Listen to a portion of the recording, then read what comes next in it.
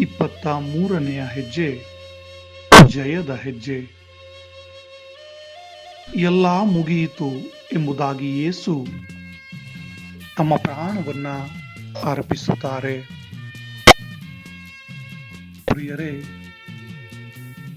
ಪ್ರಭುವಿನ ಈ ಒಂದು ಶಿಲುಬೆಯ ಮರಣ ಅವಮಾನದ ಅಥವಾ ಸೋಲಿನ ಚಿಹ್ನೆ ಅಲ್ಲ, ಬದಲಾಗಿ ಇಡೀ ಮನುಕುಲದ ಪಾಪವನ್ನ ಹೊತ್ತಂತಹ ಕ್ರಿಸ್ತ ಪಾಪದ ಮೇಲೆ ಜಯವನ್ನ ಗಳಿಸಿರುವ ಒಂದು ಸಂಕೇತವಾಗಿರುತ್ತದೆ.